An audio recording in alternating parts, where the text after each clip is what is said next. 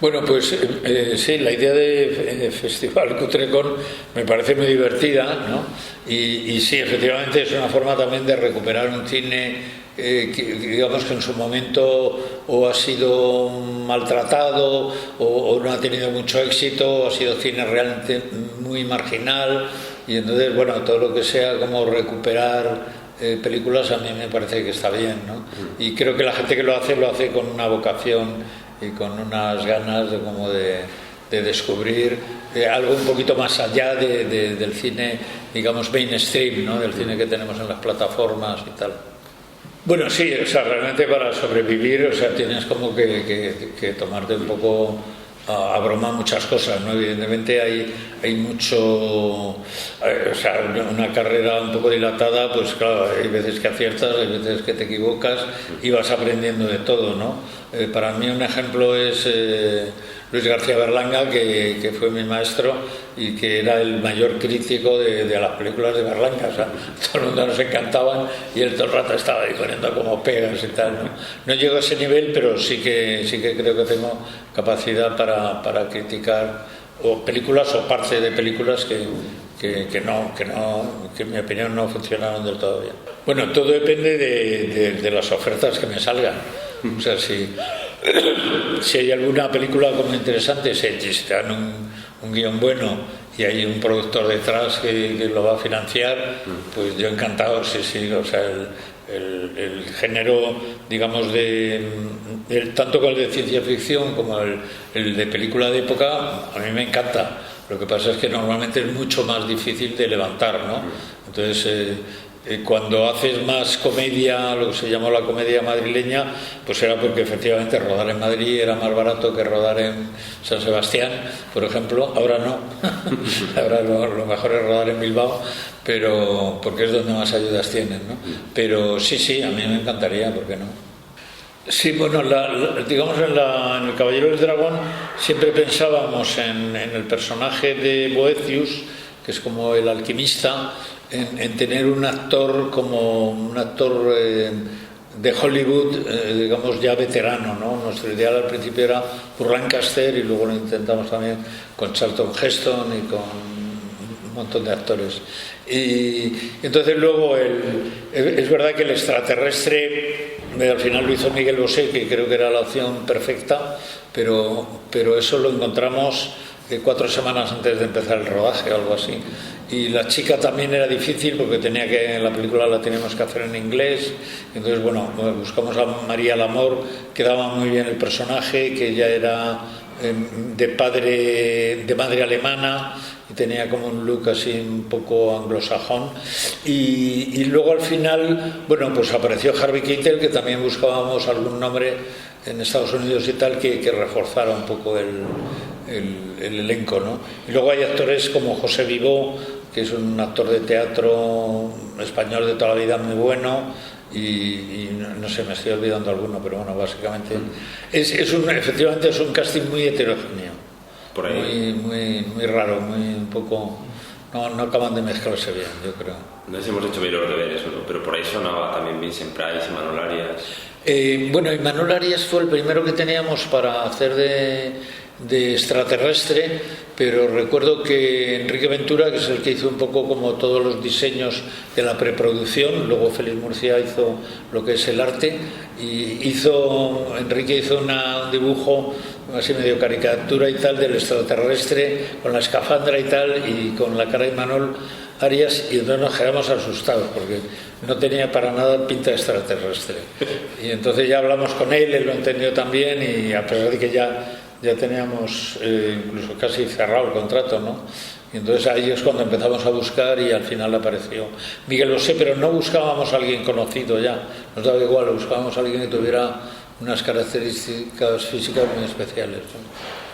Bueno, para mí la verdad es que me enfrenté con muchísimo gusto, ¿no? Porque a mí, o sea, yo tengo una formación más visual que literaria, digamos, y toda la parte de hacer efectos, de desarrollar los storyboards, de verlo visualmente, de jugar con maquetas distintas, todo eso me entretenía muchísimo y me gustaba muchísimo, ¿no? Mucho más que trabajar con actores como Klaus Kinski. Antes o después saldría. Sí, sí, rodar El Caballero del Dragón fue una presión muy fuerte en todos los sentidos, ¿no? O sea, en primer lugar porque fue el año en que empiezan a dar subvenciones anticipadas. Antes se daban un poco a posteriori, era un porcentaje de lo que hacías en taquilla y entonces, claro, cuando salió, que te podían dar como máximo hasta el 50% del presupuesto.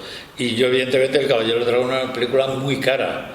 Entonces, bueno, fue una de las muchas que salieron y claro, de pronto dijeron, bueno, porque a este señor le dan tanto dinero, hubo mucha polémica, compañeros que hablaron en contra mía, en la prensa, evidentemente, bueno, todo eso yo lo sobrellevé como pude y porque me hacía mucha ilusión hacer esta película y experimentar, ¿no? O sea, intentar hacer una película no de gran presupuesto porque sí, sino hacer una película que pudiera ser exportable y que se pudiera vender a todo el mundo, rodada en inglés, o sea, era probar un camino nuevo, ¿no? Y bueno, bien, pero sí, fue muy duro, fue bastante una prueba de fuego. Bueno, ahora realmente si pudiera volver en el tiempo no repetiría, evidentemente. Cuando se me ocurrió la primera idea diría, bueno, espera, pero tengo otra historia que transcurre en 2 pisos y tal, y no voy a complicarme la vida. Bueno, es esa parte bonita que tiene también el cine, ¿no? De meterte en todos los charcos y tal. O sea, realmente si hubiera sido a lo largo de mi carrera, si hubiera sido muy conservador, no habría rodado ni la primera película, ¿no? Porque la primera película, Tigres de Papel, que es del año 77 y que tuvo muy buenas críticas y fue muy bien de público y tal, pues realmente antes de empezar a rodarse, compañeros míos y tal lo veían como una locura absoluta, ¿no? Bueno, mi madre, por ejemplo, cuando fui a hacer la segunda, le dije, voy a hacer otra película, y entonces me dijo, ¿ah, sí? ¿Con qué dinero? Pues claro, ya había visto que había trabajado 5 años como arquitecto y había ido ahorrando dinero para luego poder hacer la película, ¿no? Pensaba que era una chaladura mía y que ya volvería y que sería arquitecto y no haría más locuras de estas. Mi amor por el cine surge de cuando veo en el colegio una película que era Los 400 golpes de Truffaut. Yo estudié en los Sagrados Corazones, que era un colegio de curas, pero tenían los sábados lo que llamaban Cineforum. Entonces iban los de sexto y los de preu, o sea, los 2 últimos cursos. Y yo estaba en quinto, o sea, en realidad no me correspondía, pero mi hermano mayor, que iba un curso por delante, me dijo, joder, hemos visto una película que es muy buena y tal. Y yo, joder, ¿qué es esta película muy buena? O sea, porque había películas de romanos, de bélicas, del oeste y tal, pero película muy buena. Entonces me picó la curiosidad y al día siguiente, domingo, la ponían como para familia, padres y tal, ¿no? Y entonces fui allí, le eché un poco de morro y le pedí al cura que estaba en la puerta, le dije, no, es que yo tenía mucho interés en ver esta película y tal. Entonces me miró un poco así y me dijo, eres un crío, pero pasa. Y entonces, joder, me vi la película y me pareció una maravilla, porque el protagonista, que era Jean-Pierre Léaud, tenía mi edad. Y entonces me identifiqué enseguida, bueno, porque la película es estupenda, ¿no? Y a partir de ahí, luego coincidió también con otra cosa, que es la primera carta que me llega a mi nombre, Fernando Colomo Gómez, tal, de pronto llega una carta y me dice, toma, tienes una carta, y digo, tal. Entonces la abro y era una publicidad de una revista nueva que iba a salir de cine, que se llamaba Cine Estudio, que era una escisión de Filideal, que era la revista especializada de cine, ¿no?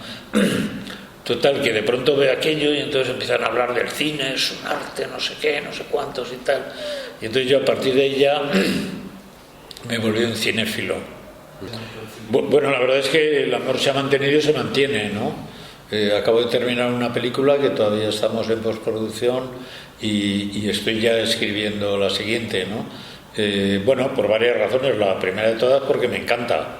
O sea, para mí, joder, rodar una película y no solamente el rodaje, o sea, el hecho o sea, todas las distintas etapas que son como distintos oficios, ¿no? Porque nunca es, al final el rodaje son 4 o 6 semanas, pero hay toda una etapa primero de escritura de guión, luego de financiación, que es lo menos interesante, luego preproducción, que es lo más interesante, porque es cuando vas a localizar y te juntas con el equipo y quedas a comer y de estas cosas, y luego rodaje, montaje, que también es muy interesante. Bueno, el rodaje es lo más apasionante, y luego también, bueno, el lanzamiento, que es quizá la parte más pesada, ¿no?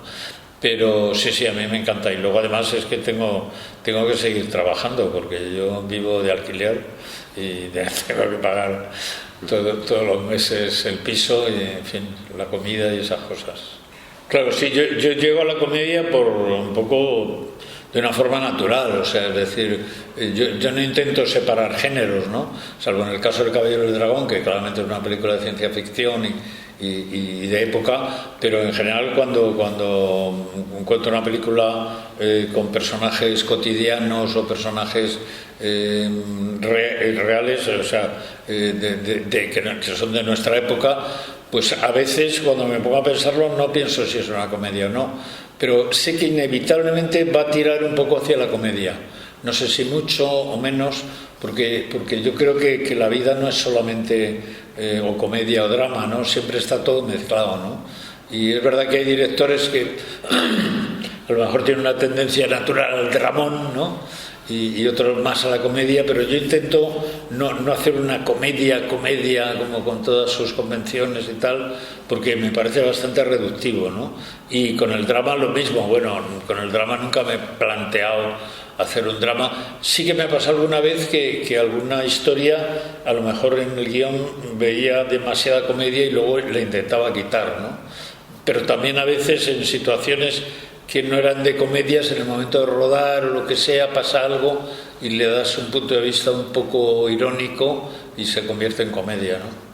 Pues la verdad es que yo he nacido del cortometraje, mi formación viene del cortometraje, porque yo pasé por la escuela de cine, pero yo mismo me suspendí en dirección y me cambié a decoración, ¿no? Porque veía que era seguro que entraba, porque había 7 apuntados para 8 plazas y en dirección había 250 para 8 plazas también, ¿no? Entonces yo he aprendido con el cortometraje, he aprendido no solamente dirección, he aprendido producción y toda una serie de cosas, ¿no? Y el cortometraje creo que es casi más difícil a veces que el largo, ¿no? El poder sintetizar una historia, además en estos cortos que hacíamos que se ponían en los cines, se ponían delante de la película, con lo cual no podían sobrepasar los 10-12 minutos como mucho, ¿no? Y eso sí te obliga también a pensar una historia cerrada y no es nada fácil, ¿no? Una sola localización, también por producción, o sea, al final los elementos externos te condicionan la historia para bien o para mal. Bueno, sí, acabo de rodar una película que estamos en postproducción todavía, que se llama Las delicias del jardín, y en la que soy protagonista y mi hijo es el coprotagonista. Es una historia de padre e hijo, los dos pintores, tiene partes biográficas y luego también tiene actores de cierto peso como Carmen Machi, como Antonio Resines, Luis Bermejo y María Hervás. Y bueno, es una historia también que he conseguido hacer de forma totalmente independiente, teniendo toda la libertad del mundo, a diferencia de las últimas películas que las hacía con productores, entonces lógicamente pues siempre te imponen alguna serie de cosas, y en esta la he hecho con muchísima libertad, tengo mucha ilusión en ella y se llama, como he dicho, Las delicias del jardín, que es una especie de parodia del Jardín de las Delicias, que es un padre pintor que tiene que hacer una versión del Jardín de las Delicias y ya no tiene capacidad para pintar, y en realidad lo va a pintar su hijo, que también es pintor, aunque menos conocido.